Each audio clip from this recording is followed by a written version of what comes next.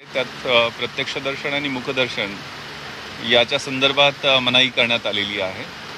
त्याचबरोबर आपल्याला माहीत आहे की लालबागच्या राजाचं हे दैवत आहे मुंबईचं, आणि यासाठी सगळेजण भावनिकदृष्ट्या दर्शनासाठी मुंबईतून नाही, देशातून नाही तर जगातल्या कानाकोपऱ्यातनं लोक येत असतात. त्यामुळे इथं गर्दी होणं हे स्वाभाविक आहे. लोकांना थोपवणं, त्यांची झोंबड रोखणं हे खूप मोठं आव्हान राहील. त्यामुळं समोरच्या गल्लीतले साधारण या बाजूचे 46 आणि या बाजूचे 47 दुकानं आपण बंद करण्याचा निर्णय घेतला होता. शासनाच्या वतीनं मुंबई पोलिसांनी आदेश काढलेले होते 144 खाली. तर आता मंडळाचे सुधीर साळवी साहेब, दगडू सपकाळ साहेब आणि आम्ही सविस्तर चर्चा केली, वरिष्ठांशी चर्चा केली, आणि त्यातनं आता एक मध्यम मार्ग किंवा विन विन सिच्युएशननी हा आपण मार्ग प्रश्न सोडवलेला आहे. यामध्ये आता जेवढी दुकानं आहेत त्या दुकानाचे मालक आणि एक त्यांचे नोकर असे 2 लोकांना मंडळ आणि पोलिसांच्या वतीनं संयुक्त पास दिला जाईल. या 100 लोकांच्या व्यतिरिक्त म्हणजे एका बाजूला कुणीही या गल्लीमध्ये असणार नाही आहे. आरतीच्या वेळेलासुद्धा जी काही 10 लोकांची परवानगी आहे त्याच्या व्यतिरिक्त स्टेजच्या जवळ कुणी असणार नाही आहे. एकत्र गर्दी हे 100 लोक आरतीच्या वेळेला पण इथे येणार नाही आहेत.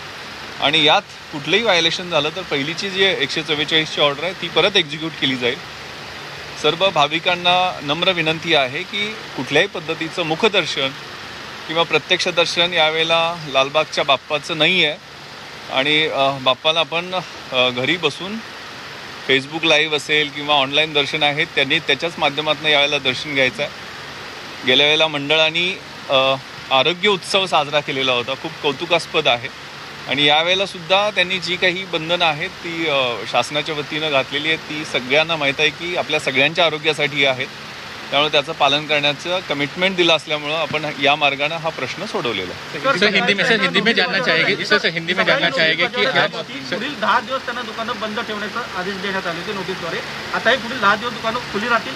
नाही, 144ची ऑर्डर पुढच्या 10 दिवसासाठी एक्झिक्यूट केलेली होती, पण या परिस्थितीवर यात मॉडिफिकेशन ऑर्डरचं आज केलं जाईल आणि त्यामध्ये 1+1 प्रत्येक दुकानात व्यक्ती थांबेल, इतर कुणी या भागात येणार नाही अशी ती रिस्ट्रिक्शन ऑर्डर राहील. ऑर्डरमध्ये मॉडिफिकेशन केलं जाईल. या बाबतीत आदेश 1-1.5 तासात निर्गमित केले जातील. आणि मला खात्री आहे की पोलीस म्हणजे मंडळांनीच सहकार्य करण्याचं ठरवलं आहे. त्यामुळं आणि स्वयंसेवक आणि पोलिस, कारण फ्रिक्शन होण्याची जनतेमध्ये, भाविकांमध्ये, आमच्यामध्ये शक्यता खूप असते आणि अचानक गर्दी कुठली उमटली तर त्यांना थांबवणं कठीण होणार होतं, म्हणून हा निर्णय घेण्यात होता. पण गिराईकच येणार नाही, त्यामुळं त्यांच्या रूपामध्ये कुणी दर्शनासाठी गर्दी करणार नाही हे पाहिलं जाईल.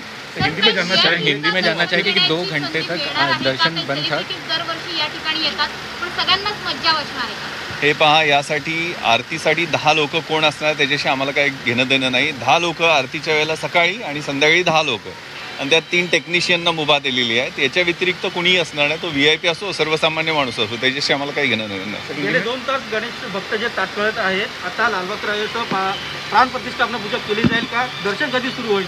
आता 15 मिनिटांमध्येच लालबागच्या राजाच्या प्रतिष्ठापनेला सुरुवात होईल. काही ज्या अडचणी आल्या होत्या त्याच्यावरती वरिष्ठ पोलीस निरीक्षक कायदा सुव्यवस्था या ठिकाणी नांगरे पाटील साहेब आलेले आहेत आणि समन्वयाने मार्ग काढला आहे. कारण ही एक राष्ट्रीय आपत्ती आहे, त्या अशा अडचणी येतात, त्याच्यामुळे आम्ही समन्वयाने मार्ग काढला आहे. आणि मंडळाचं महाराष्ट्र शासन, मुंबई महानगरपालिका, पोलीस प्रशासन जे आदेश निर्गमित करतात कोरोनाच्या पार्श्वभूमीवर, त्यासाठी मंडळ बंधनकारक राहील आणि अशा पद्धतीचं सहकार्य 10 दिवस मंडळाचं नक्कीच संपूर्ण पोलिसांना राहील. ज्या तुमच्या मागण्या होत्या त्या आता पूर्ण झाल्यात का? तुम्ही समाधानी आहात का? लालबागमध्ये स्थानिक गणेश भक्त रहिवासी आहेत ते आता समाधानी झालेत का? आतापर्यंत जो आता संवाद झालेला आहे त्याच्यामधून सन्माननीय आयुक्तांनी सांगितलेलं आहे त्या पद्धतीने पूर्णपणे आम्ही समाधानी आहोत. आता दुकानं उघडतील, त्या पद्धतीने लालबाग राजाच्या प्रतिष्ठापनेला सुरुवात होईल. आपण पुढच्या उत्सवासाठी सर्व माध्यमांना मी विनंती करतो की आपण याच्यातून पुढच्या उत्सवाकरता जाऊया आणि लोकांना लालबागच्या राजाच्या करोडो भाविकांना ऑनलाईन दर्शन यावर्षी देण्याचं संपूर्ण मंडळाने देखील ठरवलं आहे. आपण माध्यमांना देखील विनंती आहे की आपण पण आम्हाला पूर्णपणे सहकार्य करा आणि या राष्ट्रीय आपत्तीमध्ये आपण देखील सहभागी व्हा. हिंदी में जानना चाहेंगे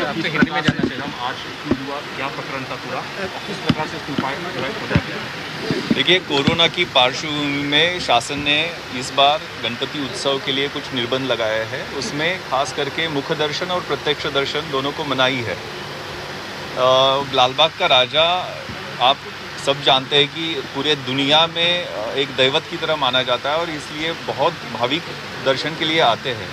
इसीलिए पुलिस प्रशासन ने 144 CRPC के तहत ये ऑर्डर निकाला था और ये सामने वाले जो 100 के आसपास दुकान है उनको क्लोज़ करने का आदेश दिया था, क्योंकि दुकान में जो ग्राहक आएंगे वो दर्शन के लिए आएंगे, खरीदने के लिए आए और अचानक यहाँ भीड़ हो सकती है जिससे कोरोना का फैलाव हो सकता है, इसलिए ऑर्डर निकाला गया था।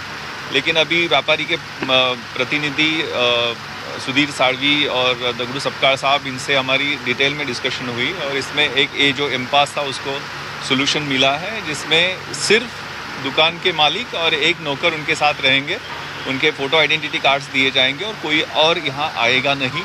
इसकी वजह से इस एरिया में, इस रास्ते पे जहाँ से लालबाग की राजा की तरफ दर्शन की तरफ रास्ता आता है, यहाँ भीड़ नहीं होगी और इसके लिए प्रतिबंध जो लगाया है उसके लिए उनके स्वयंसेवक और हमारी पुलिस प्रशासन की टीम तैयार रहेगी और इसका सोल्यूशन निकलेगा। हर साल यहाँ पर सितारे आते हैं, VIP आते हैं, इस बार इसके लिए किस प्रकार से प्रावधान किया? देखिए, इसमें सिर्फ सुबह 10 लोगों की आरती और शाम को 10 लोगों की आरती के लिए परमिशन है। यहाँ कौन VIP है, सेलिब्रिटी है या कॉमन आदमी है, इससे हमें कुछ लेना देना नहीं है। सिर्फ 10 लोग यहाँ आरती की तरह टाइम में रह सकते हैं, इस तरह की सुविधा दी गई है और उसका पालन स्ट्रिक्टली होगा। सर, आपसे जानना चाहेंगे क्योंकि हालांकि प्रस्ताव आपने भी दिया था, पुलिस ने मान्य किया, अब स्थिति इस वक्त क्या है? नहीं, पहले से ही ये कोरोना के पार्श्वभूमि पर पुलिस और हम लोग और मुंबई महानगर पालिका ऐसी बैठक बहुत सी शुरू है। हम इसमें पूरा सहकार्य करेंगे, मगर कुछ दिक्कतें आती है तो उसमें एक संवाद होता है, कम्युनिकेशन होता है और सम्माननीय आयुक्त साहब यहाँ आए हैं। हम लालबाग के राजा के मंडल की तरफ से उनके आभार व्यक्त करते और लालबाग के राजा का प्रतिष्ठापना करने के लिए आप भी हमको सहकार्य कीजिए। ये राष्ट्रीय आपत्ति है, इसमें मीडिया भी हमारे साथ होना चाहिए और लोगों को, लालबाग के राजा को, समस्त भाविकों को मैं आह्वान करता हूँ कि ये साल में भी आपको ऑनलाइन ही दर्शन लेना है। ये राष्ट्रीय आपत्ति को एक साल में, अगले साल में जोर शोर से उत्सव हो जाएगा। कब तक ऑनलाइन दर्शन भाविकों के लिए शुरू हो जाएगी? हालांकि अब तक ये मसला अभी आधा घंटे में ये पूजा शुरू हो जाएगी और आधा घंटे के बाद में लालबाग का राजा का www.lalbagcharaja.com पे ऑनलाइन दर्शन शुरू हो जाएगा। Thank you. Thank you sir.